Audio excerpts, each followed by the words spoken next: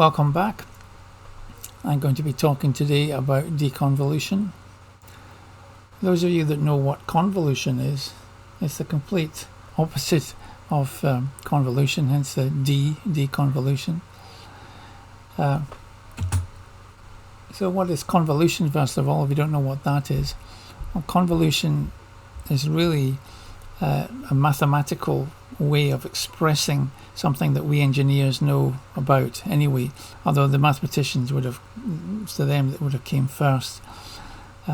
They discovered in, I think it was the 18th century, that linear dynamic systems, the sort of things like your masses on springs and whatever a linear mechanical system was, if you wanted to find a solution to those things, to those kind of equations, the solutions of that or any arbitrary linear differential equation lay in what's called the convolution integral. I've talked about convolution in the previous videos, if you have a look back, where I was doing something, I can't remember what it was now, with convolution in discrete time anyway, so if you have a look at that. But basically convolution in engineering terms is where you're passing a signal through a linear system, and it kind of has to be linear because we often use convolution as a means of testing whether a system is in fact linear. There's a couple of ways to define a linear system in itself. One of them is you can say, well, a linear system must satisfy convolution.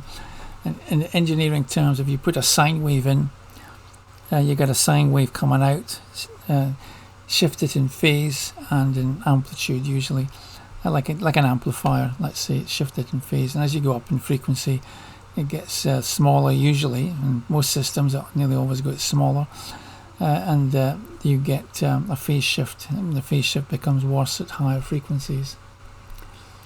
So that's the convolution in engineering terms. So, for example, if I put a sine wave through an RC filter or an amplifier even, that's convolution, even though we don't think of it as convolution. I mean, most practical people would say, well, I'm just putting a signal into this filter here. You don't think of it as convolving it. You do kind of think of it when you're doing digital signal processing, but not so much in kind of analog work. You don't think of it, you just think of it as injecting a signal into an amplifier. Not many people say I'm convolving this sine wave with an amplifier, for example, even though you are. And you don't think about the equations behind it so much, because we've tried to sidestep them as engineers because we use transfer function approaches and avoid differential equations. But if you had to go to differential equations, you would end up with a convolution integral. It's called a convolution integral. A convolution, I think, name I seem to remember, means folding of some sort, because with the impulse response in convolution, you end up having to fold and shift. And that's, again, a basic electrical engineering course covers that in second year, usually in a signals course, which I covered myself, actually, if you were one of my ex-students. So the opposite of that is deconvolution. That's to say, given the input, the output, can we find the input rather than the other way around? So this is a sensor that we might use, again, trying to keep it a little bit practical. There's a modern sensor, a Quadrature encoder, which counts pulses. You've seen this many a time in my videos. They come in all shapes and sizes, expensive to cheap ones. And you can put them on the end of a motor shaft and count the pulses, and it will tell you the position of the shaft. And you can tell whether it's going clockwise or anti-clockwise because it's got two outputs, and you can check whether one is leading the other or lagging the other. Channel B here is leading A, and channel A here is leading B. B is lagging behind A here. So you know it's clockwise or anti-clockwise. So in the software you can change the sign so you know which direction it's going in, and that's kind of important as well. But that tells you the position of the shaft. The old way of doing that was to use a potentiometer on the end of the shaft Normally they would be called servo potentiometers because they have less friction, but you could put, in theory, any old potentiometer on, but and interface it to the end of the shaft of a motor. But the trouble with that is it can be quite a lot of friction on it, which has its own problems. But if you did that, you measured a voltage which is proportional to the angular position. Here we've got the number of pulses, which is proportional to the angular position. Now, if you wanted to know the velocity, how the hell would you get the velocity? Well, most people will say, oh, I'll just count the number of pulses in a given time.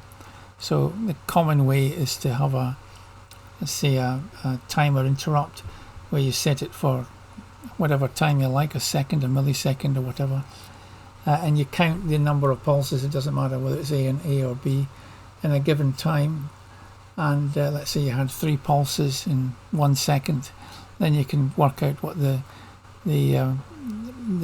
speed of the shaft is, the rotational speed. Of course, it needs to be calibrated. This you can't, you need scaling factors and so on, and you have to compare it with something that a speed that you actually know. The trouble with that is it can cause delays in programming, and it's not so good at low speeds because you don't have as many pulses, because the pulses are longer. At high speed the pulses are closer together, so you can fit in more, so you get a better estimate of speed at high frequencies. But at low frequencies it's not so good because you're not getting so many pulses in, and even if you do, then it's causing a delay anyway, because you'd have to make the time quite big. So this is a kind of mathematical expression. Up in the top here is continuous time, analog. Down here is digital discrete time. What we've got is, I've called it a white noise signal here, which is I think it's supposed to be zeta, but I think that's come out as another Greek letter, but we'll assume it's zeta. Velocity, which is our velocity, and I normally just use white noise as the signal here. You could use sine waves, but the equations won't work out so well for that. It's kind of random signal analysis, this, so it's not so much deterministic in its analysis. So you normally work with white noise, and then you can go back to other waveforms, as I'll show you. So here I've got white noise. It's getting integrated, and then I've got additive noise on top of that, some more, and it's usually white noise, and I'm assuming that noise is uncorrelated with that one, otherwise more problems. And we get position coming out, and that might be what we're measuring. Let's see, this is for an analog system, so this would be like for our potentiometer, and this guy here would be for a discrete system, and with the pulses that we just talked about. Now, this integration isn't actually an integrator in the sense that it's an integrator that exists.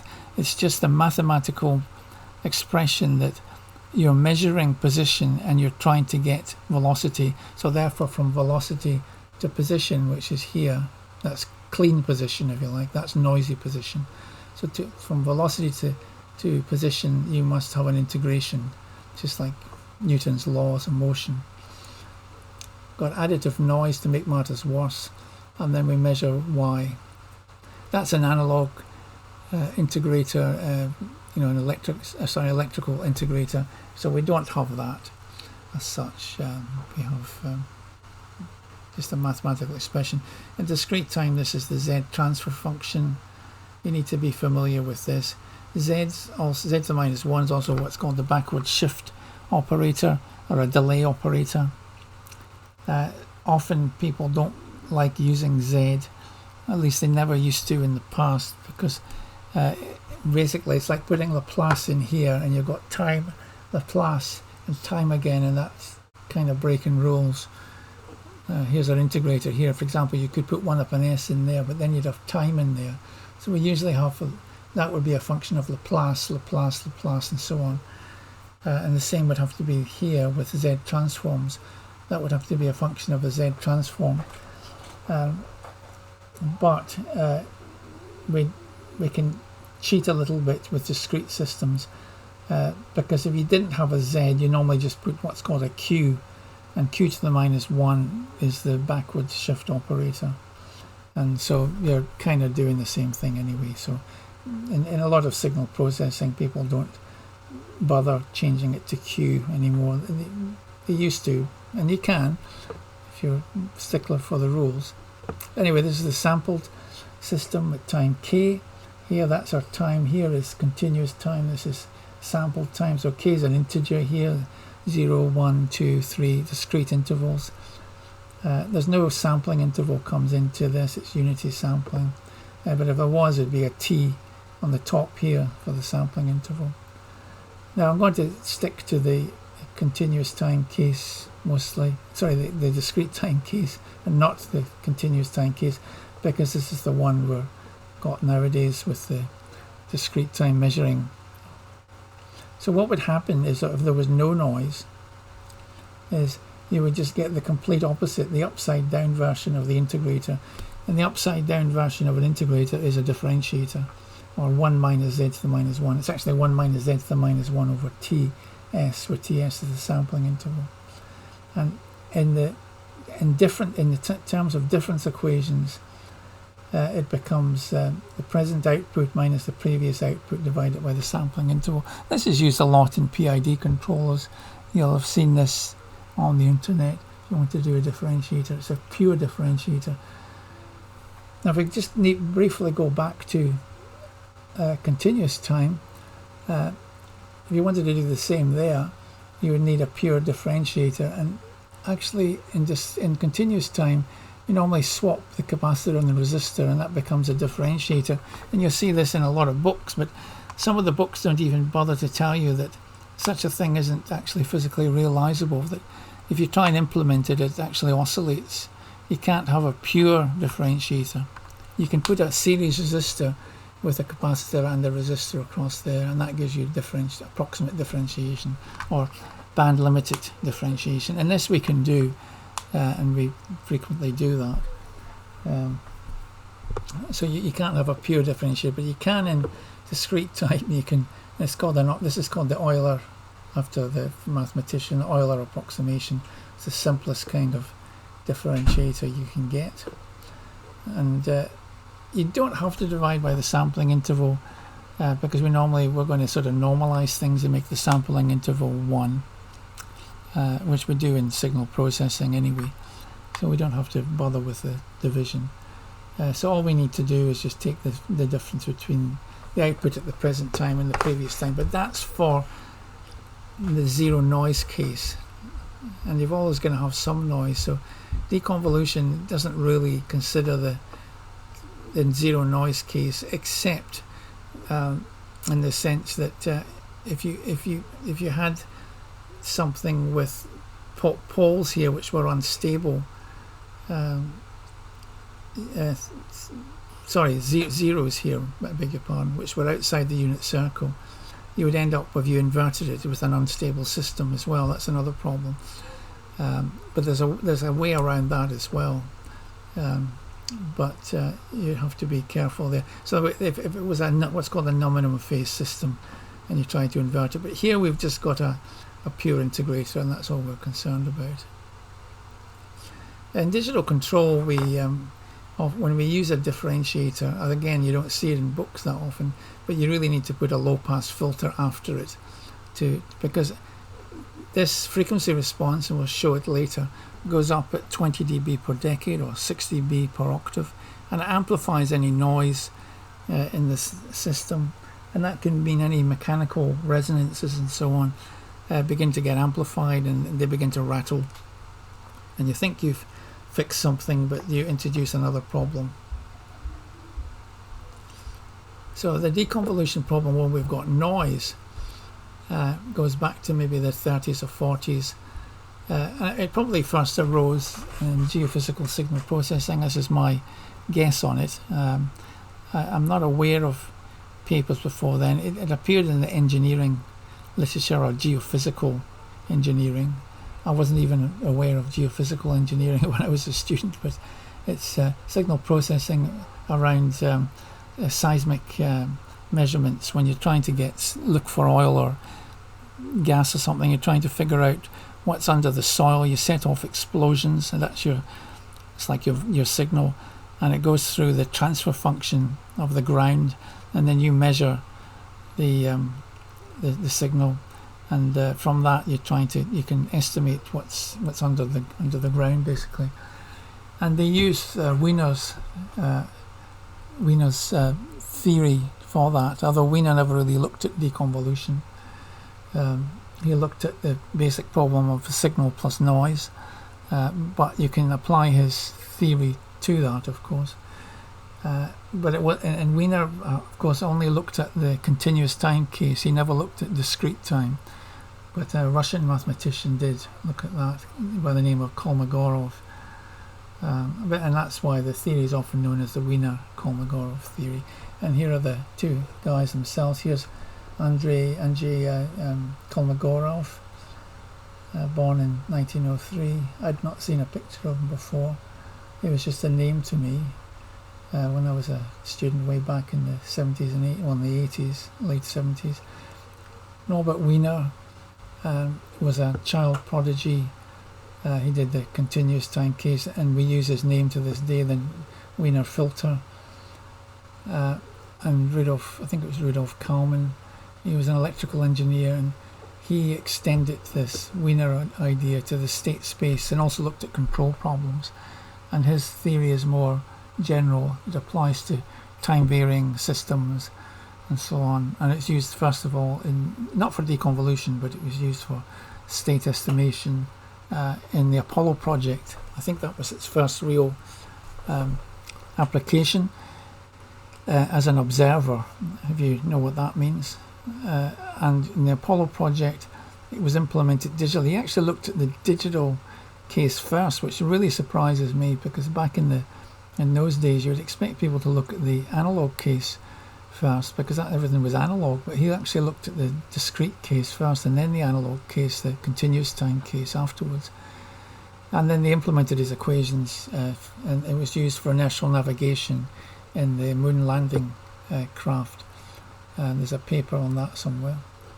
This guy here is an old friend of mine, John Barrett, who only died this year, passed away. He was a really nice, very humble man. He provided the first English translation of Kolmogorov's work, Stationary Sequences in Hilbert Space. He died aged 92. He worked with Norbert Wiener as well.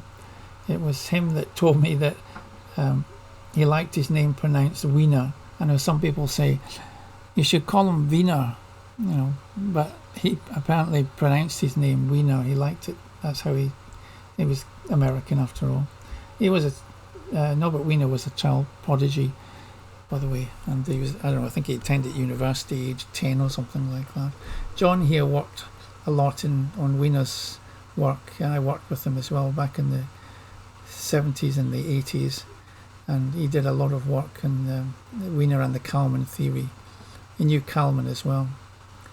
So this is one of the early papers. It's not the earliest papers, but one early paper on decomposition of seismic traces, and this is the deconvolution problem. And it's again, you see, it's published in Geophysics.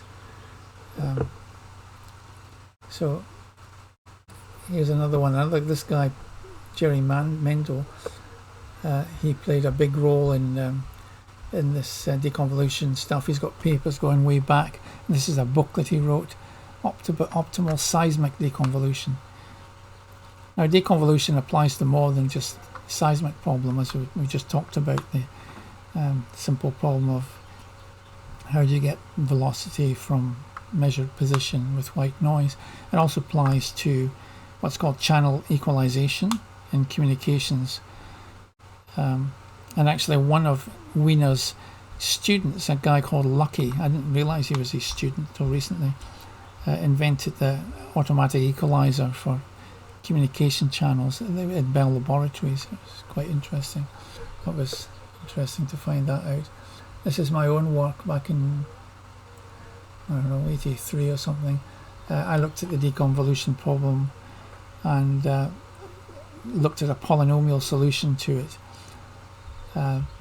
back then, and I'm actually going to be using this method to find it. Here's the basic thing again, this system. This is from the point of view of the I wrote it in terms of the geophysical processing, seismic wavelength and primary reflectogram. You're trying to get the primary reflectogram given this and additive noise. Usually we consider this to be white, that measurement to be white, and this to be some transfer function. Here we've written it properly as a impulse response, W of t. You can't put the transfer function again because you've got time domain in there. And this is a later paper, wasn't that much later actually. The Ackland and Sternad, oh here they are, from, was it Norway I think, or Sweden, extended my work. My work was a simpler case of just two polynomials like this. Although I did the multivariable case, they looked at a really sophisticated version where you've got additive coloured noise, you've got a channel here, is like so you can kind of do anything here, and looked at the optimal deconvolution filter.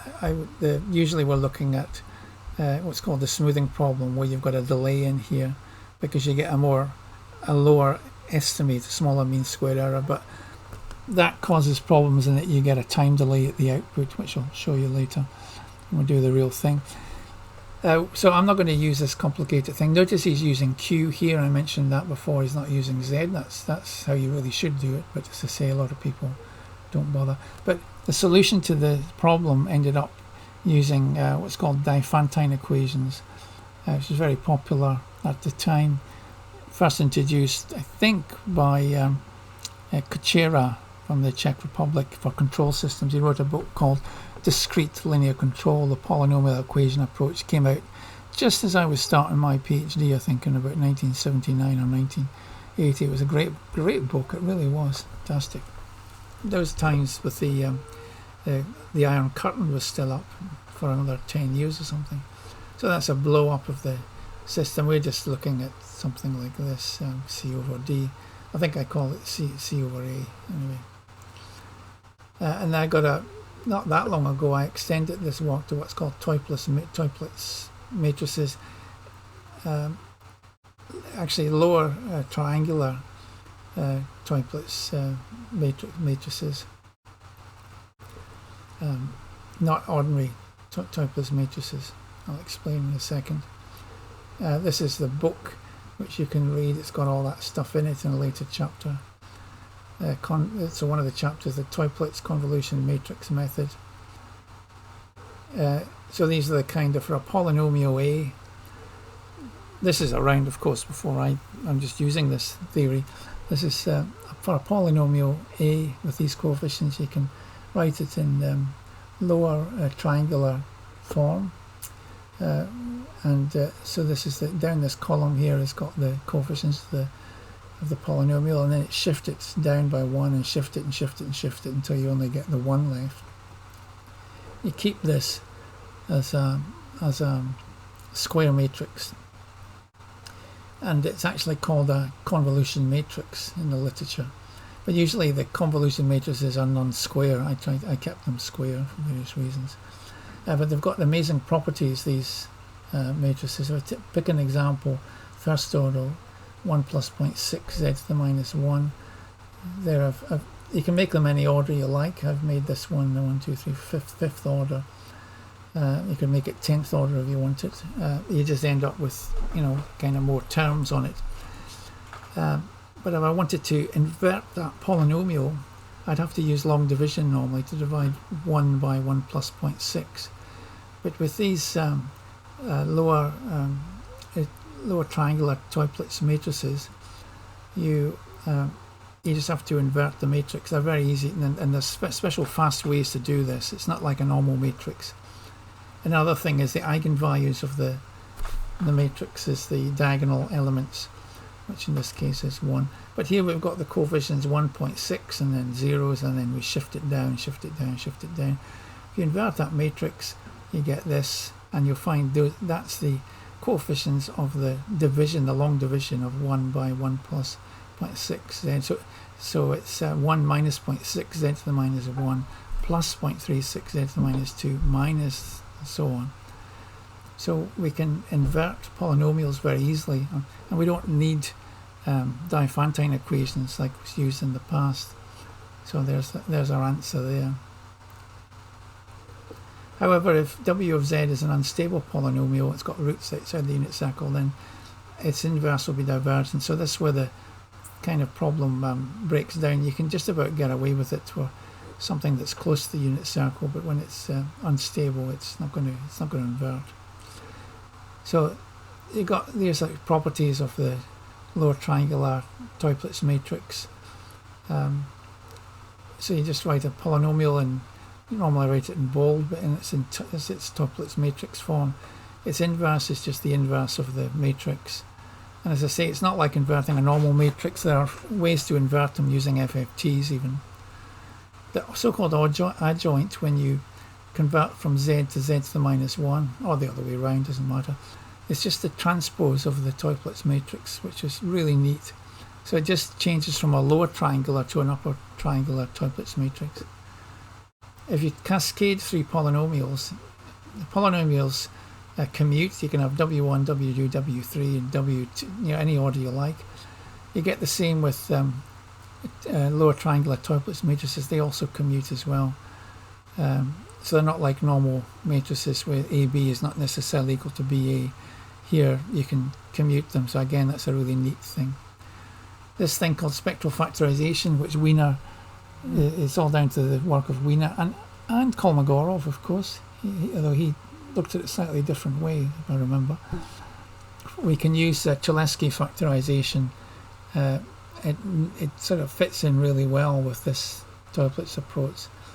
And this thing for method of finding the causal part of an expression, again introduced by Wiener.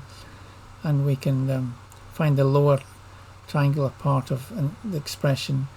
It would be W1, W2, W3 transpose in terms of the she's kind of missing there. And we can also write ratios of polynomials as ratios of Toeplitz matrices. So I just mentioned this in the passing, and I have used this as a sort of cross-check for the other work just to make sure it was working, and it's fine. So we can find the optimal filter. This is the optimal Wiener, although Wiener never really looked at this problem, as I say, but it becomes something like that. And this was how you can separate causal from uncausal.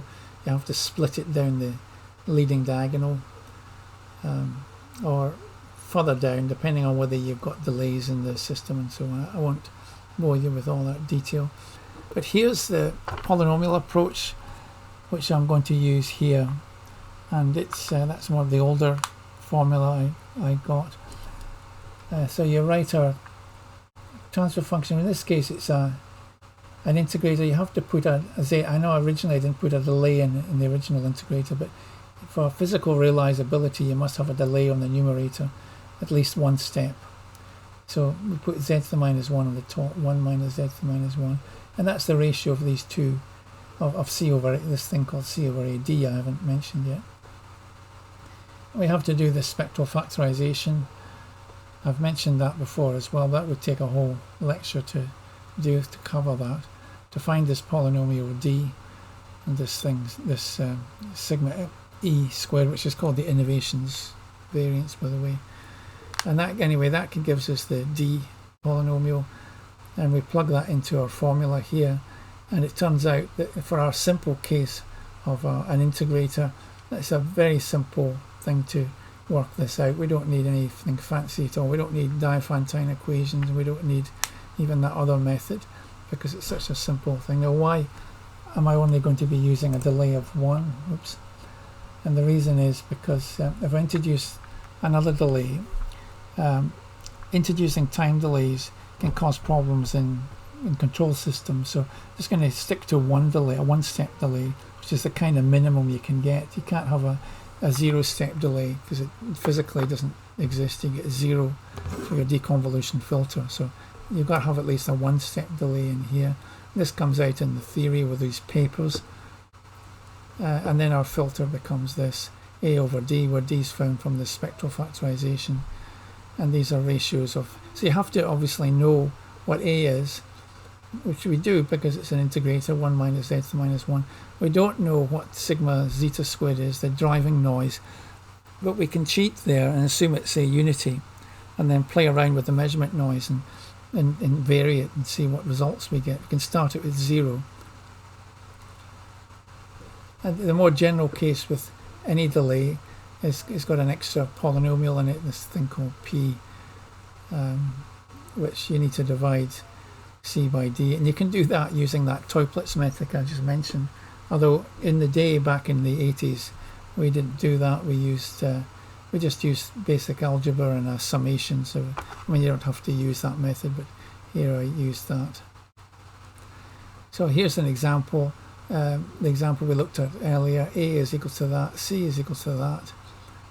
And we're just going to consider the driving noise to be unity and the measurement noise to be 0.1, or we can make it bigger. Oops, sorry. So let's assume that we get an answer, and our filter is of that form: b0 plus b1 z to the minus 1 over that, which is the actual solution. Actually, it does become of that form. I'll tell you what b0 and b1 is later, but if that's the answer, then the solution to our deconvolution problem is a difference equation, which is this, based on that z transfer function. So the output is minus d, that should be d1, but it doesn't matter, times fk minus 1 plus b0 y of k plus b1 yk minus 1. And again, that comes from converting a z transfer function into a difference equation. But f is the speed estimate, and y is the position measurement. That's our noisy signal y, and so that's the noisy signal y at the present time, and that's it at the previous time. That's our answer that we need to read for the speed at time k, and that's the answer at time k minus 1. If you want to implement it in whatever language you like, it would be something like this. We need to find these things, d1, b0, b1 and d1, which we can find from the filter back here expression, the spectral factorization, and then so we define them, and then we use this in a forever loop. F1 equals f. This is the pass value of f. I call f1. I should have defined that as well, of course. Sorry, f1 and f, but I didn't. I should have done. We would complain about that. The pass value of y is y1, and then we can write the difference equation like this, and then repeat, go round again and round forever. And you need to output your f value or display it, and that's your solution. So to test this properly, we need to be able to implement this on a micro. But I'm going to implement it first of all on here in MATLAB. So I've written some code here that it does spectral factorization somewhere, and it works out these polynomials, and it also plots the frequency response. Where's the spectral factorization? Oh, here it is here. That's the frequency response. Oh, I'm using the Cholesky method of spectral factorization here. That's the LD equals LDL of S. There's a lot of stuff I have to do. So let's run this program, which is set up for the integrator problem. Deconvolution. So to begin with, I'm just going to make the driving noise variance down here. You can see it right at the bottom here. I'm going to make that 1. Just normalize it to 1. I know you say, oh, well, why not be 1? Yeah, that's true. It's really the ratio that's important rather than absolute value. So I'm going to normalize it to 1. And I'm going to put 0 noise on. So that should give me a differentiator out. There's going to be no measurement noise. So what do I get out? Let's look in the frequency domain first. This is the frequency domain of my deconvolution filter.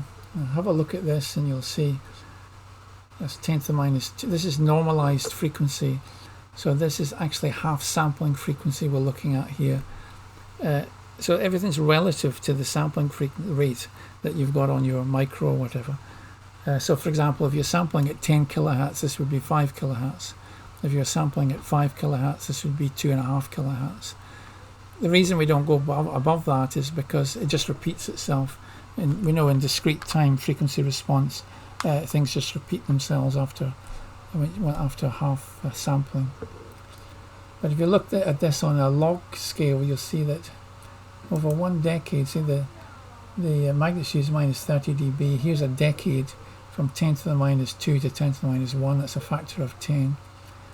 And the dB is minus 10, so I've gone down 20 dB in up 20 dB in a decade.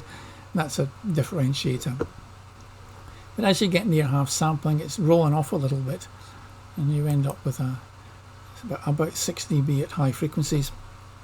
And if you mathematically work out the frequency response of 1 minus z to the minus 1, you do this by substituting z equals e to the j theta, and then make theta go from 0 to pi.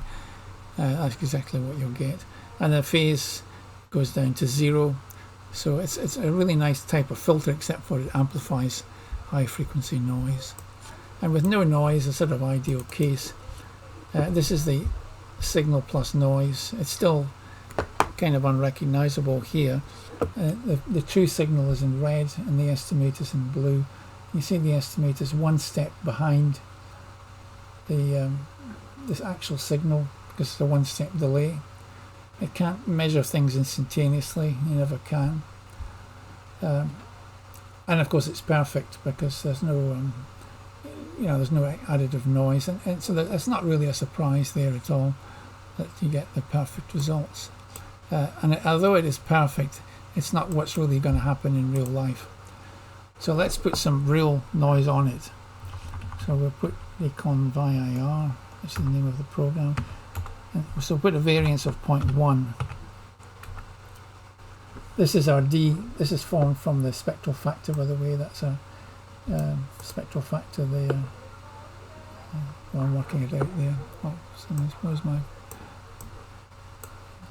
So here's the frequency response now of our deconvolution filter. It's still pretty close to plus 20 dB per decade, but you'll find it's got more of a roll off here at high frequencies. It's 3.7 dB now rather than 6 dB, and you'll find that slightly different. The phase shift similar to before, but that's not bad. Here's the signal plus noise. Again, it looks, because it's an integrated waveform, it's got that funny look about it where it's not symmetric about 0. And that's due to it's got a random walk. When you integrate white noise, you get a random walk. I think not sure if it was Wiener that invented that saying about the random walk. I can't remember now where it came from. What integrated white noise is sometimes called a random walk. So in red now is our signal, blue is our estimate, which is no longer perfect. It's still got a 1 step delay, but you can see it's still quite good. We can extend this to something more severe. Let's put a 1-to-1 sort of signal to noise ratio, see what happens.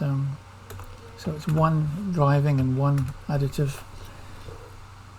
And look at the frequency response. Now you see what's happening now. The Wiener filter is rolling off more than it was before. It's got an attenuation of minus 5 dB at high frequencies as well. And I'm not sure if it's a pure differentiator anymore. Let's check. Let's go. So that's minus 34 dB. So it should be minus 14 a decade later. Oh, it is. So it's still approximately a differentiator, and then it changes there. And that's much more severe case there. You see that the red is the true signal, blue is the estimate. It's not so good there. It's because the noise is stronger. But nevertheless, that's the optimal filter. Just going to briefly look at what happens when you use bigger delays. If you, in other words, you use a smoothing filter.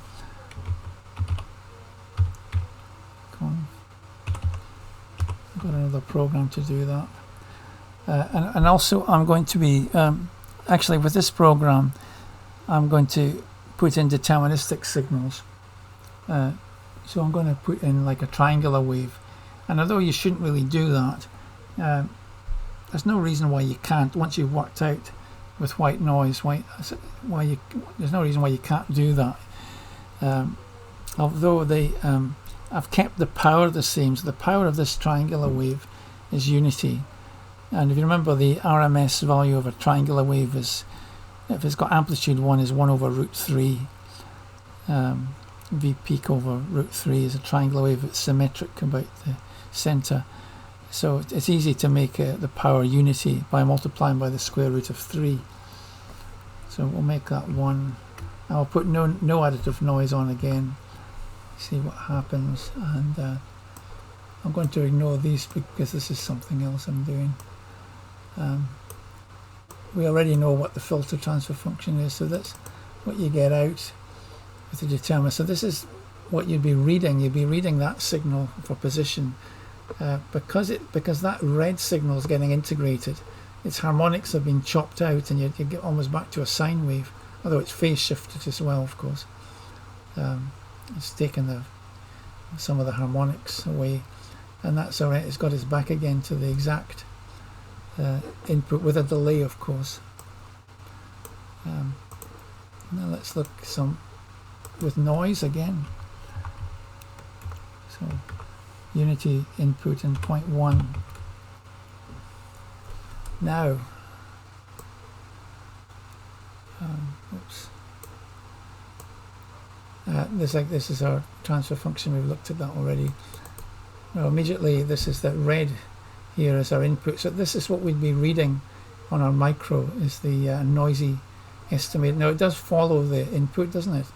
But it sort of wobbles about back and forward. And before you think, oh wait a minute, I could maybe just average that out.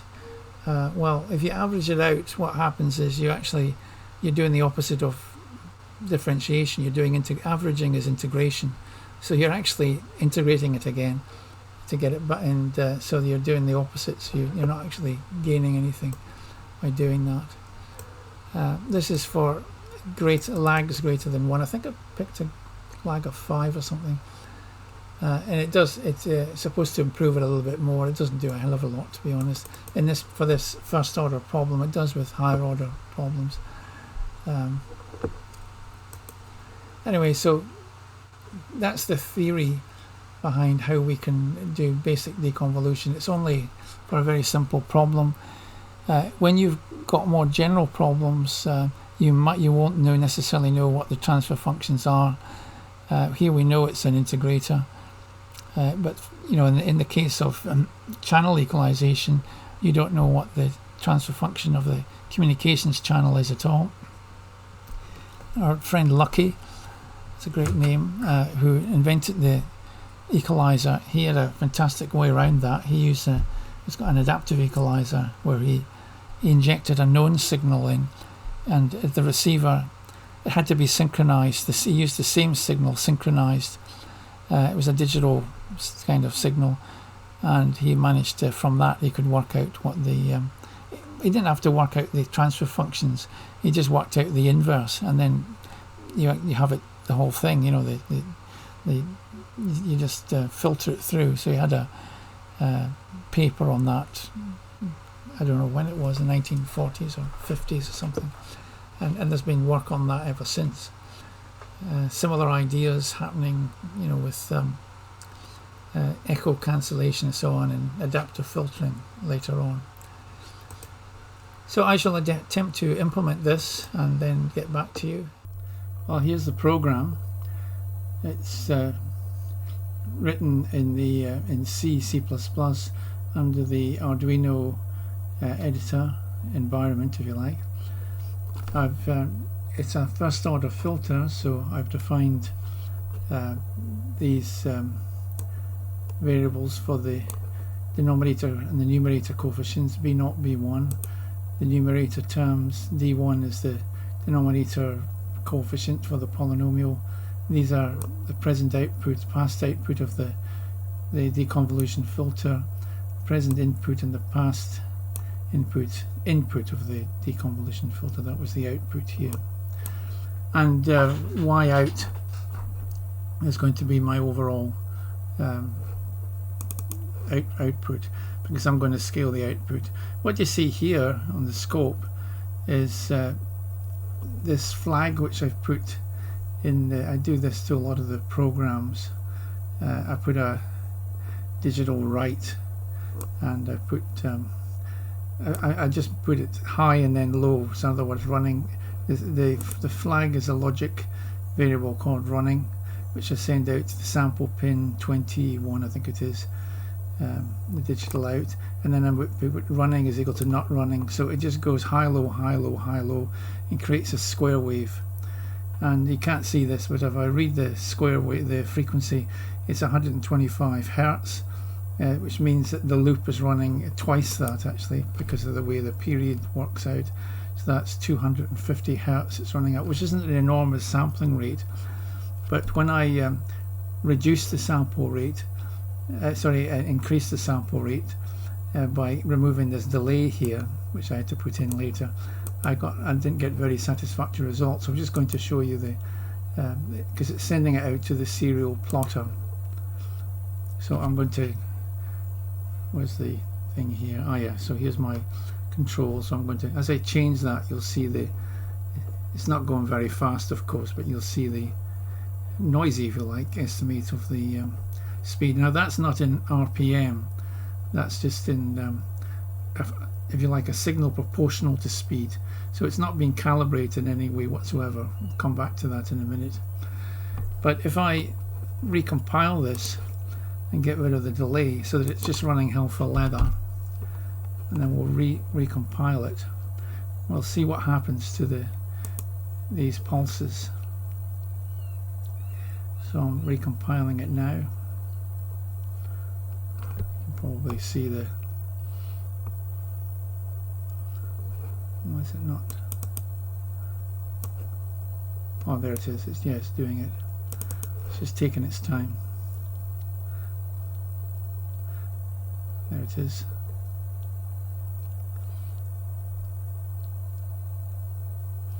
Now watch the scope. Now you see how it's not a very satisfactory waveform anymore that's coming out there. That tells me that there's something odd going on, that it's not executing through the while loop as it should. So because of that, it gives odd results. So when I look at the serial plotter, you see it gives you these spikes depending on which way I'm to just control this, and you'll see it gives, so it does give you still gives you the speed, but it gives you in the sort of spike format, so it goes to 0 in between, which is not really what we're after. That's not a good way of representing the signal at all. So I go back and change it. So I found that you needed a delay of 4 milliseconds. I think it's 4 yeah, it is 4 milliseconds, and we'll compile that. You'll see the waveform going off in a second as it reboots, to recompile it rather.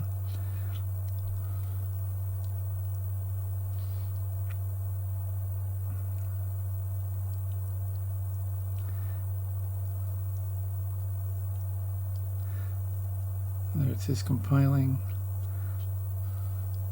It's just about to upload. It's uploading now. There it is.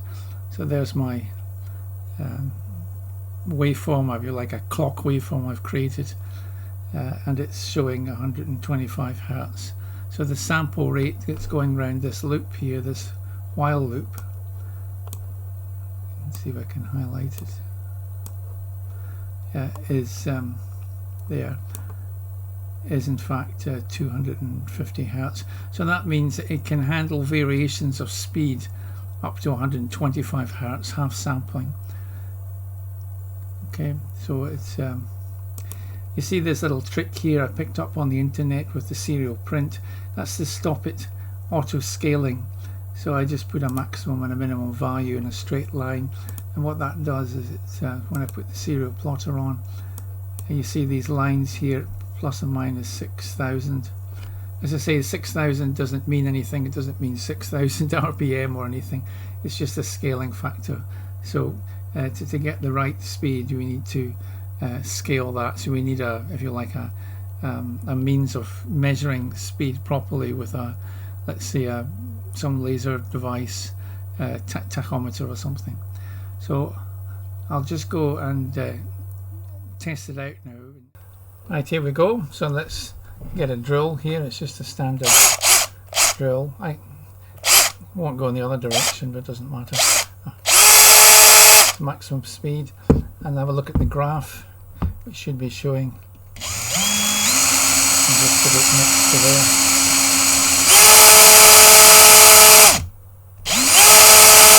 What's it going in the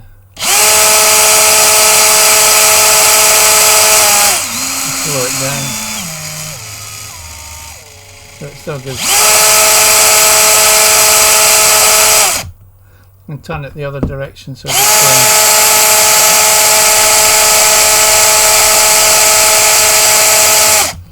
if it goes.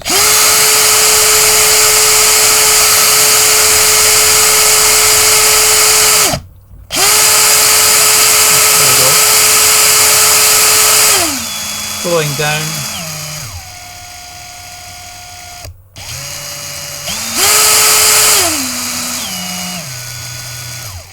Of course, this should be attached to the end of the drill, like so.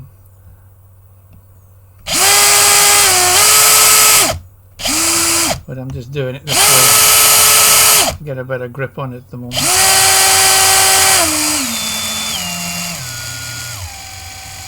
I should probably scale it to something less than 6,000.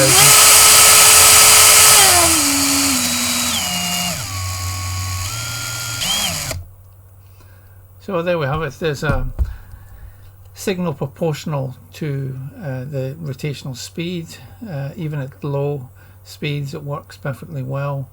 It's not got an enormous bandwidth, unfortunately, so but nevertheless, for speed controller, I guess that's more than enough.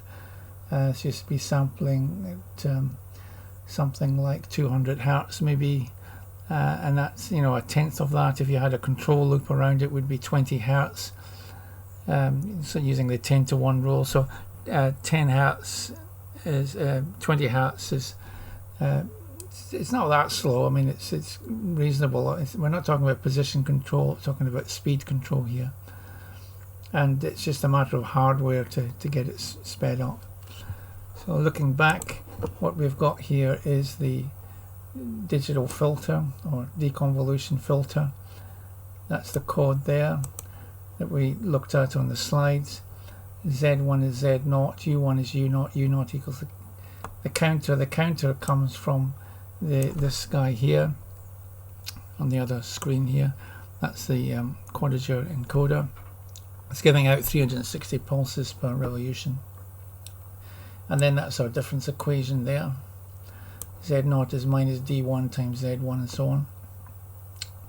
Earlier I had to put the actual numbers in because I was debugging it and it wouldn't work for some reason, and then I've just scaled it times 100 for no particular reason, just to get a sort of nice scale on the output.